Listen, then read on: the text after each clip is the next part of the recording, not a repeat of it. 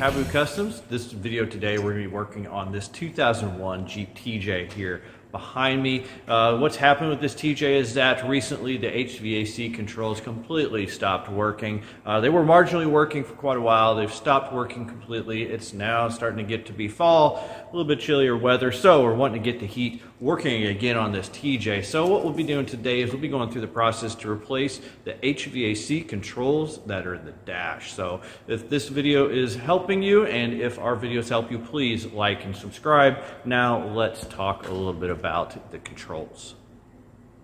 So before we get into looking at the actual new heater controls, let's talk about how we know or think why it's the heater controls here at the dash and other things like, and you can check, you should check the fuses and other stuff as well. But for us, we do know that our heater controls are bad, and there's several reasons for that. One, earlier it wouldn't work unless you got it to a specific point on the dial on the right, and that we can actually feel it jump right there.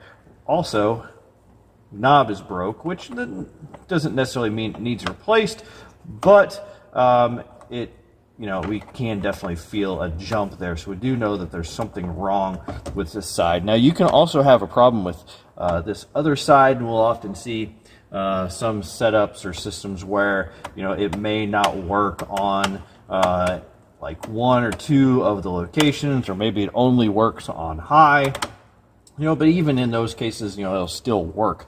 Right now though, ours completely does not work. It does not even come on. It used to come on, but about 3-4 weeks ago it completely stopped coming on. So we know that there's some funkiness going on with our controls here, so we're going to get those replaced. Now what we've done, of course, ordered a new set of controls, and we'll put a link in the description to the controls. Now look at the back of these controls, and here's the setup.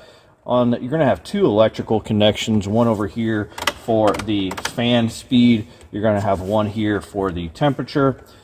And then this one over here looks a little funky, and that's because these are all vacuum operated. Now, you could have a case where, for instance, if you're putting it on defrost and defrost doesn't work, you're putting it on heat, you put it on whatever, upper or lower, and it's not doing what you're telling it to do, then you could have some issues with your vacuum lines. You could have issues with your actual box, and the flaps are supposed to open and close, but we're not going to get into that in this video. We're mainly just going to look at replacing this. Then on this one, you'll also have another electrical connector, so 3 electrical connectors.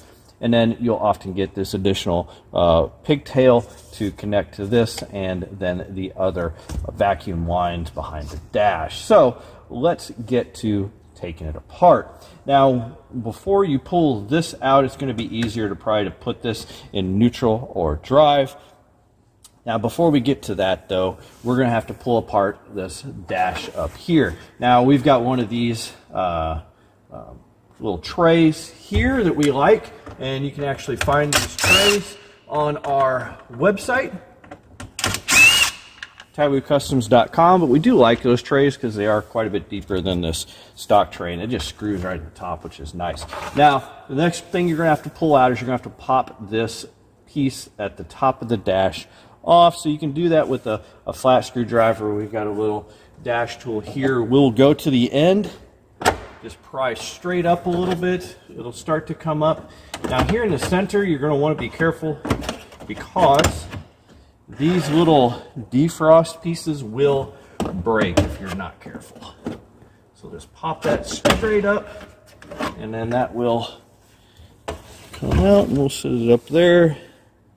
And I apologize for the shaking camera, but our normal camera had to go in. Then there's going to be 2 screws at the top here, which I can't see, but I know they're there. They're just Phillips screws, or I think you can use a 1/4 inch bit on them too. Then you're going to have to push and take your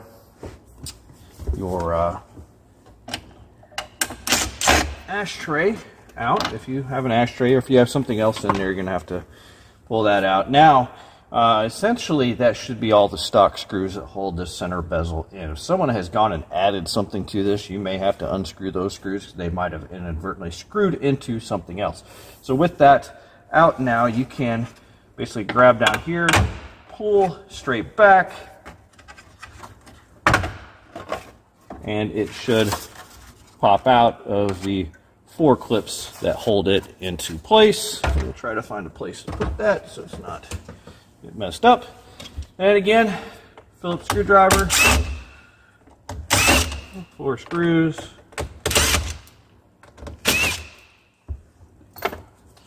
and we can pull this straight back out. May not be a lot of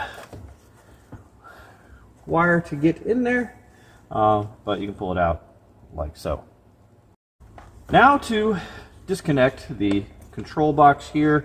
On the far left, there will be a tab on the top and bottom. We'll close those and try to wiggle it off. If your Jeep has gotten pretty wet, sometimes those tabs can corrode in there and really be a pain. The center one just has 1 tab on the top. This vacuum line, though, has a couple of tabs you'll have to pull away from it, pull the vacuum out. Of course, since this one's broke, doesn't matter if you mess with it. And then this last one over here, 1 tab, and it pulls off. So there's the old one. Now we need to get to, you can leave this if you want. We're going to go ahead and we're going to leave ours in there if you have a leak. Now we disconnected ours, we heard the vacuum, so that's good. We have good vacuum going to this. If you have a leak, or if you do some inspection and you find these hoses here can get brittle and crack maybe, you would want to replace that for this new one. If it doesn't fit right, you're going to want to replace it, but to do that, you're going to have to go in here, pull the pull the glove box out by sliding the piece off of there, pulling that out, and then right behind here is that other connection point here. And actually, as we look at that and take that back, we're going to go ahead and replace ours. That way we know there's no issue. And of course, the glove box must be a pain.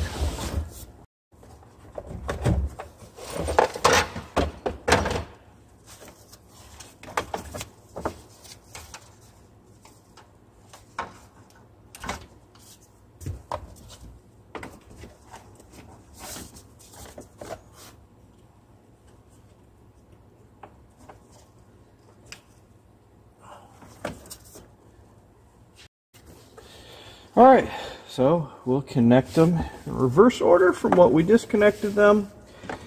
There's a little bit of pain in the butt because there's not a ton of wire up here. One thing you can do, I don't have any on me right now, put some dielectric grease on these. That way, keep some of that corrosion out of there. Make sure you put the vacuum lines on correctly. It does have a flat spot to it, and that flat spot actually goes towards the kind of bottom left. And then you got the 2 tabs that they click into.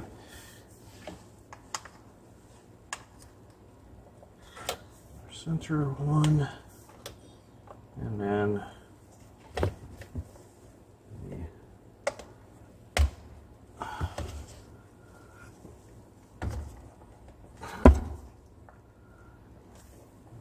one here.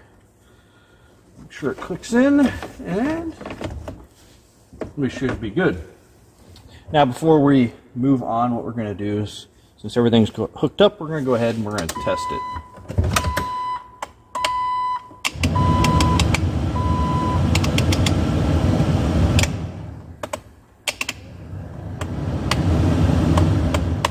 All right, so that has fixed our issue. So we'll go ahead and reinstall it.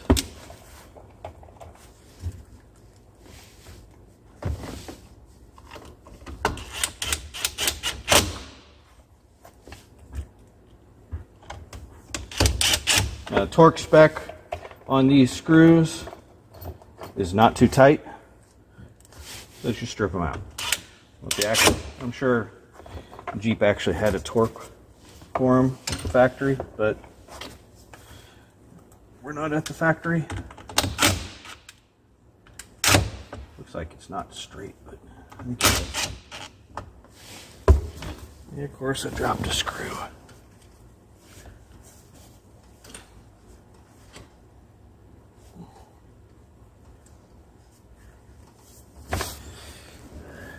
All right, so now we can put the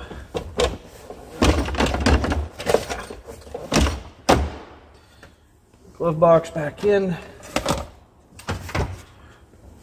put the dash center section back on, so make sure it's aligned. It's pretty simple.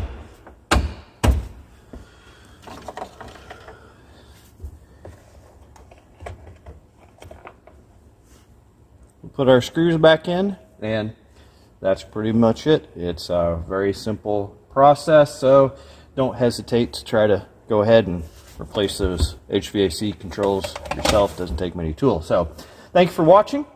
If you have any questions or comments, you can leave them here on this video, or you can get a hold of us at taboocustoms.com. And as always, a like or subscribe is greatly appreciated. Thank you.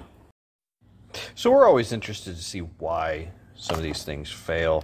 As you know, our knob cracked here, so it wasn't staying on tight. So that was one thing. But we think we, maybe see why that might have happened is if we pulled this off, you can see how much distortion, heat, discoloration, cracking occurred because pulling this apart, there are a couple of copper pieces in here that as you turn the knob, this spins, and those little nubs down there make different connections depending on where it's at. You can see that one, it's quite worn, and then two, it's corroded. So the corrosion was probably making it to where it was intermittently connecting, arcing out, causing a little bit of sparking, and apparently causing enough heat to cause that. So that's interesting.